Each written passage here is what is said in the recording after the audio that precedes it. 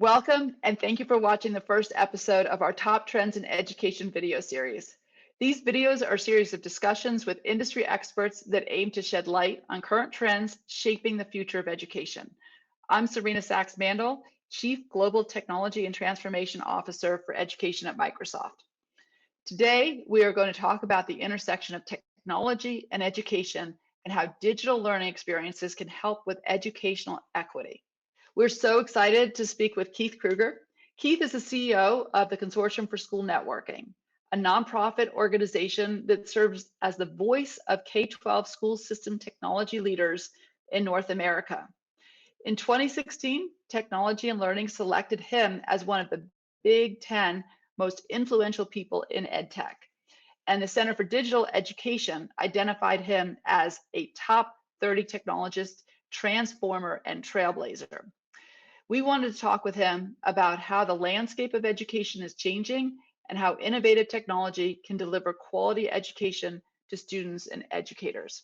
Now that we're in this post-pandemic era, Keith, what are the ways that you see learning will be advanced through technology? Thanks, Serena. I think we've learned a number of things, and a couple of them come to the top of my mind. When we have an imperative like COVID, the good news is that our education systems can respond quickly. And to some of us, that was a surprise. Prior to the pandemic, most school districts had 5-year plans to go to like a one-to-one environment. But overnight, that wasn't possible.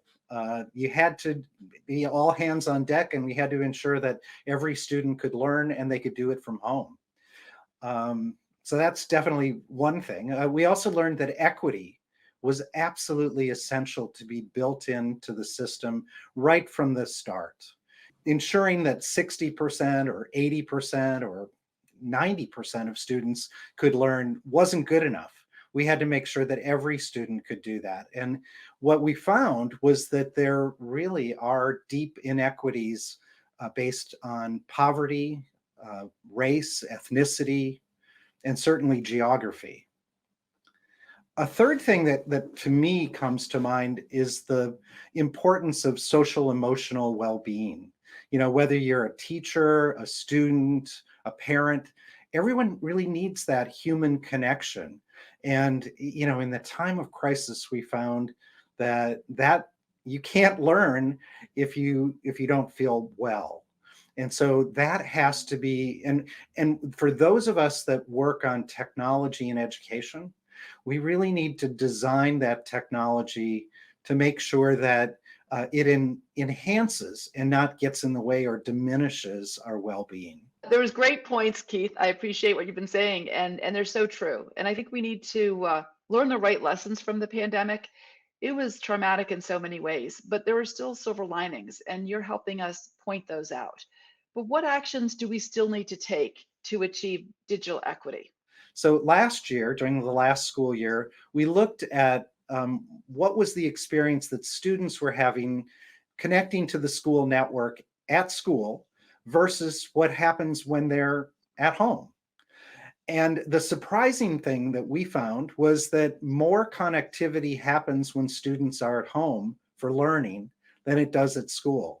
There were particular inequities by the poorest families. They were not connected. We also found that connected to race and ethnicity. I mean, it's just the same students that have equity problems continue to have that, and that's a problem if we want a school system that is fair and going forward.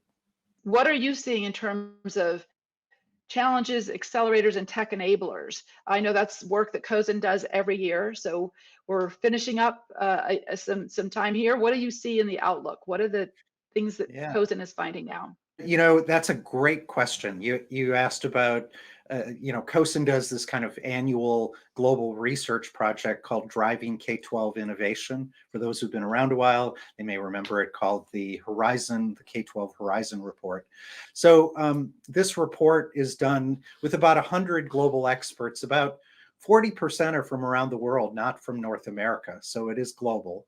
And the 2023 trends are pretty interesting. For hurdles, again, at the top of the list is attracting and retaining educators and IT professionals. I think we've seen certainly the teacher shortage, but this group of experts was also thinking about technology. And for those who lead technology in school systems, we equally have trouble recruiting and retaining the human capacity. The second thing is a new trend called designing effective digital ecosystems. And we can talk a little bit about that later. And finally, the other hurdle is one we've already talked about, which is digital equity. So those are the big hurdles we're trying to do. The accelerators that our experts thought, again, we already talked about one of them, and that was personalization. So our conversation is right in line with what the experts were saying we should be thinking about. The experts also said building the human capacity of leaders, that if leaders don't understand where we want to go, we're not going to get there. It's like the old Alice in Wonderland. And finally, social emotional well-being and learning, which we also just talked about a little earlier as one of the accelerators. You know, I've been around this long enough, just like you, Serena, to know probably for too many years, technology leaders didn't talk about that social emotional well-being. It wasn't thought of as something that was our responsibility. And I think if anything, the pandemic showed it's everyone's responsibility, and it's at the core of education. And you know, I'm sure that you, Serena, have lots of thoughts about how that AI is going to play out in education. The second trend of tech enablers is around broadband. And for the second year in a row, it isn't just broadband, but it's untethered broadband. So we're not seeing that students are wired, you know, their device isn't connected to a wire in the wall either at school or at home. They're using Wi-Fi, and that means they can move around. And that is a good thing for education, but it's something we have to keep in mind. And the other and final technology that our experts thought for this year was critical are what they call rich digital ecosystems. So I bring those trends up not to tell you the answer, because honestly, different schools, different school districts, different countries will find different priorities. But rather, this work, I think, can spark a conversation about how do we get to innovation. And you know, it's not how do we get to technology, it's how do we get to an innovative learning system. So just touching on a few of those, social emotional learning, I would say this is one of those silver linings from the pandemic, that it became okay to talk about our feelings. It became okay to say, I'm not okay. And we see that this is one of those, you know, holistic student realities that we have to be aware of. Students need nutrition, and they need to be recognized, and they need to belong. Those are basic social emotional needs as well as physical before they can learn. So fantastic points. And then about sparking conversation. There is no one size fits all. It isn't the same answers for every organization. But what's important is to have those conversations about what are we trying to overcome, what are we trying to build, and then what are the best ways to do that. So looking forward, as technology becomes more common in the classroom, hopefully it is basically there now, but it's vital to also this hybrid learning, in person as well as remote. What do you see coming next for education? It kind of all comes down to one word, and that is leadership. You know, do we take this moment, do our educational leaders lean in to these lessons that we've just talked about, and design the environment so we are really engaging students? Or are we going to say, well, you know, that was an interesting moment, we lived through it, let's go back to the old system? And you know, that inertia of the system has a tendency to say, okay, we're coming out of the pandemic, let's get back to what we know what to do. But you know, that the old system just didn't work for many, in fact, I would argue most students. That inertia we can't allow to define our vision. A one-size-fits-all education system doesn't work. It didn't work for the past. It certainly doesn't work for tomorrow. And the good news is there are really exciting tools that can make the change if we have the vision to do it. And the other word I would say for the word of the day, if leadership is one word, the other is trust. And that is, we can't get to the kind of education system we want unless we restore some trust in it.